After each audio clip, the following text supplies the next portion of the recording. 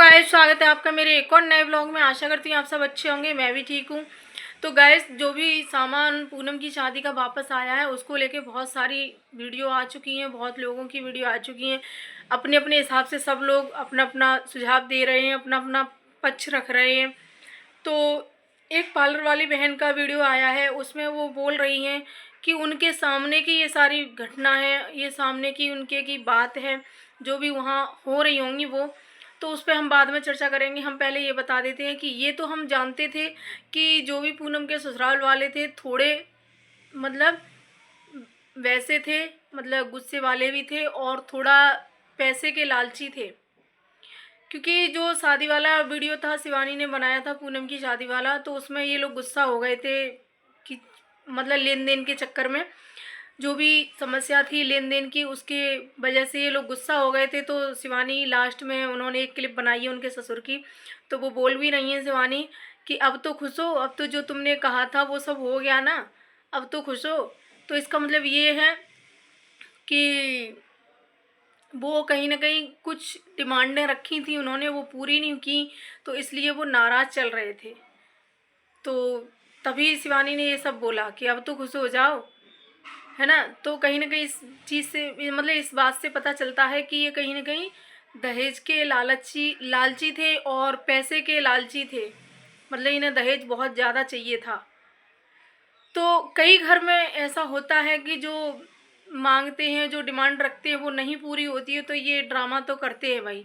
तो वही ड्रामा पूनम के ससुर ने वहाँ किया था उसको लेके, ठीक है। तो गैस फिर भी देखो, जितना बेटी वाले से बन पाता है वो जी जान लगा देता है, अपना अपना घर वार सब दे देता है बेटी के लिए। वो भी चाहता है कि मेरी बेटी ऐसे घर में जाए और वहाँ खुश रहे और किसी बात के उसको ताने ना मिले कि अगर हमने कुछ कम दिया तो उसको लेके उसको ताने ना मिले। तो कहीं ना कहीं ये हर माँ बाप चाहते हैं भाई, और हर माँ बाप अपने से बढ़ के ही घर में शादी करते हैं। ये सभी माँ बाप जानते हैं, जो भी जिनके बेटियां हैं वो जानते होंगे कि अपनी बेटी की खुशी के लिए क्या कुछ नहीं करते हैं, क्या कुछ नहीं देते हैं। लेकिन फिर भी कुछ ऐसे लालची होते हैं, उन्हें ये नहीं समझ में आता कि उन्होंने दुनिया की सबसे बड़ी दौलत हमें दे दी बेटी के रूप में, तो इन पैसों का हम क्या करेंगे। पैसे तो किसी के घर पे रहते नहीं हैं, है ना, रखे नहीं रहते हैं किसी के घर पे, ना ही दूसरे के पैसे से कोई पैसे वाला होता है ना। तो हमारे यहाँ तो एक कहावत भी बनी है कि दूसरे के पैसे से कोई पैसे वाला नहीं होता है। तो ये बात सही है भाई। अगर तुम बेटी के बाप दे भी दे तुम्हें 10 लाख रुपए, 20 लाख रुपए, जैसी तुम्हारी हैसियत है उसके अनुसार तुम्हें दे भी दे, तो उससे तुम्हारी ज़िंदगी कट जाएगी? नहीं कटेगी ना। तो दहेज के पीछे भैया बेटियों के या बेटियों के परिवार में ऐसी चीज़ें मत करो, मतलब इतना दुर्व्यवहार मत करो कि जैसा उन्होंने बताया कि इसीलिए वो सामान आमान उन्होंने वापस कर दिया है कि अपना सामान ले जाओ।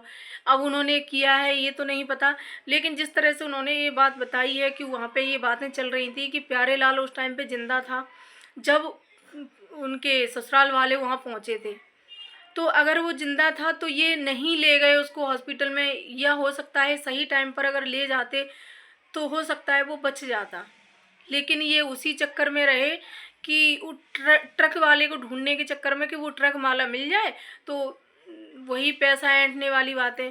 और ऐसा होता भी है कि इस बात में कहीं ना कहीं पॉइंट है उनकी में कि ऐसा होता भी है कि एक्सीडेंट कर जाता है कोई व्यक्ति या कोई किसी से भी एक्सीडेंट होता है अक्सर करके ट्रक वालों को, तो उनको पकड़ लिया जाता है, धुनाई कर दी जाती है, उनसे पैसे ऐंठ लिए जाते हैं, ऐसा होता है।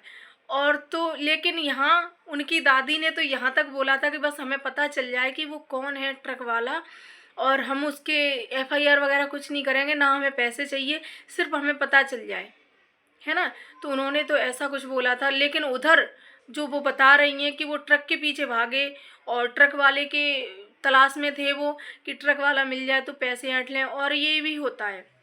लेकिन उन्होंने प्यारे लाल को नहीं देखा कि प्यारे लाल तड़फ रहा है और प्यारे लाल उस टाइम पे जिंदा था। तो कहीं ना कहीं अगर ये बात सच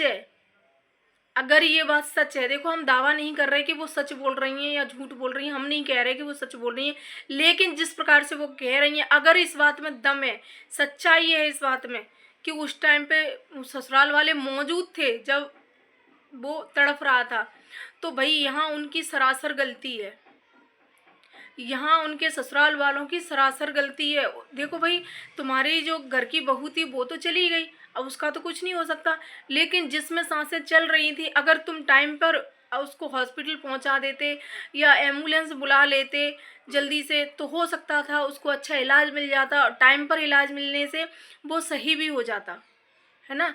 तो किसी के घर का चिराग बच जाता बुझने से। तो ये कहीं ना कहीं उनकी ससुराल वालों की गलती है, अगर ये सच बोल रही हैं तो। देखो, क्योंकि उस टाइम पे कोई मौजूद तो था नहीं, ना ही गोरेलाल के परिवार वाले थे जो उन्होंने देखा हो कि उनके ससुराल वाले पहले पहुंच गए या नहीं। तो इनकी कही बातों के अनुसार हम तो कह रहे हैं, तो ये उन्होंने सरासर नाइंसाफ़ी भी की है भाई। क्योंकि देखो, कहीं ना कहीं अगर हम घर में कोई कुत्ता भी पालते हैं ना, तो उससे भी हमें इतना लगाव हो जाता है कि हम उसके लिए भी बहुत कुछ कर जाते हैं, अगर ऐसी स्थिति में होता है तो तुम्हें उनके ससुराल वालों को इतना भी लगाव नहीं था उस प्यारे लाल से, कि जो मतलब उस ट्रक के पीछे भागने के बजाय या उस ट्रक की तलाश करने के बजाय आप उस बच्चे को ले जाते और सही से इलाज करवाते उसका, या सही से सही टाइम पर उसको हॉस्पिटल पहुंचा देते। इतने सालों से वो तुम्हारे घर में रह रहा था, एक भाई की तरह था भाई, पत्नी का भाई तो अपना भाई, है ना। और वो तो जब से उसकी शादी हुई थी तभी से साथ में था। तो ये इनका कहीं ना कहीं ये बहुत गलत किया है उन्होंने, और इसी वजह से हो सकता है ये लोग अब चाह रहे होंगे कि शादी करना। और देखो भाई, जो ये तो सभी जानते हैं कि पत्नी के मरने के बाद ना महीने 2 महीने में सब भूल जाते हैं, कोई इतना वो नहीं होता है, लेकिन जो माँ बाप होते हैं वो कभी नहीं भूलते हैं ज़िंदगी में। और वो पति आज नहीं तो कल भूल जाएंगे, उनके घर वाले भूल जाएंगे। और क्योंकि साल भर ही तो हो पाया था, या तो कोई बच्चा होता तो उन्हें याद भी रहता कि उसकी एक निशानी है, तो उसे उन्हें याद भी रहता। वो भूल जाएंगे 4-6 महीने में, 4-6 साल में, और दूसरी पत्नी आ जाएगी तो बिल्कुल ही भूल जाएंगे। तो उनका इरादा यही है कि दूसरी शादी करेंगे, ये निश्चित है और होगी, ये तो पता है कि भाई दूसरी शादी होगी। लेकिन ये कहीं ना कहीं गलत है कि भाई पैसों की वजह से एक बच्चे की जान चली गई। तो यहाँ थोड़ा अजीब लग रहा है कि ये लोगों के अंदर बिल्कुल भी वो नहीं थी, दया नहीं थी। हम्म, ऐसे भी लोग होते हैं दुनिया में, हम जैसे लोग तो बताए, मतलब किसी पराये इंसान को भी देख लेंगे तो ऐसे भागेंगे कि पहले इसकी मदद करो, उसको तो बाद में देख लें। अरे वो तो भैया कभी ना कभी पकड़ा ही जाता, टोल पे कहीं ना कहीं कैसे भी पकड़ा जाएगा। वो ये मत समझो कि वो ट्रक वाला कभी पकड़ा नहीं जाएगा, वो कभी ना कभी सामने आएगा, वो पकड़ा जाएगा कभी ना कभी, ठीक है। क्योंकि छुपते नहीं हैं, किसी के भी राज छुपते नहीं हैं। तो ये भी एक राज बन गया है, एक रहस्य बन गया है। जो ट्रक वाला टक्कर मार के चला गया, उसकी वजह से 2 बच्चों की मौत हो गई, तो ये छुपेगा थोड़ी ना कभी वो सामने आ जाएगा, ठीक है। ये चीज़ है। और गैस, जो भी वो औरैया वाली लड़की थी, वो फिर से अभिषेक को पोक कर रही है। वो कह रही है कि उन्होंने वो चीज़ नहीं दिखाई जिसमें वो खुद गलत हैं, उन्होंने वो पार्ट डाला है अपना वीडियो का कि जिसमें वो सबको सही लग रहे हैं। तो पता नहीं ये क्या कहना चाह रही हैं, इनका कहने का क्या मतलब है। कभी ये शिवानी की बड़ाइयाँ करने लगती हैं, कभी उनके से माफ़ी मांगने लगती हैं, और कभी उन्हीं को टारगेट करती हैं। और इन्होंने ये तक बोला है कि हमसे यूट्यूब खुद बोल रहा है, इनसे भैया यूट्यूब ने खुद बोला है कि तुम शिवानी को लेके वीडियो बनाइए। हमसे तो आज तक नहीं बोला है यूट्यूब ने कि हम किसके लिए वीडियो बनाए। अगर ऐसा हमें भी सुझाव दे दे यूट्यूब कि तुम इसको लेके वीडियो बनाओ तो तुम्हारे अच्छे चलेंगे, तो भाई हम उसी को लेके वीडियो बनाएं, हम क्यों इधर उधर फालतू के चक्करों में घूमते फिरें।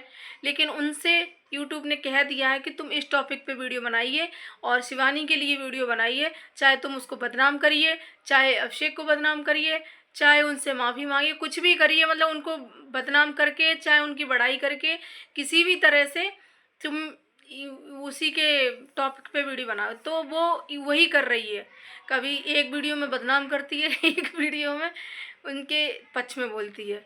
तो पता नहीं, कहते हैं ना कि कहना क्या चाहते हो, तो हम भी उनसे यही पूछ रहे हैं कि कहना क्या चाहते हो। हैं, वो पार्ट नहीं दिखाया तो वो पार्ट तुम दिखा देती, तुमने तो बताया नहीं। अब तुम दूसरे इंसान से कहलवा रही हो कि उसने वो पार्ट नहीं दिखाया। जो इनके साथ बदतमीजी की है।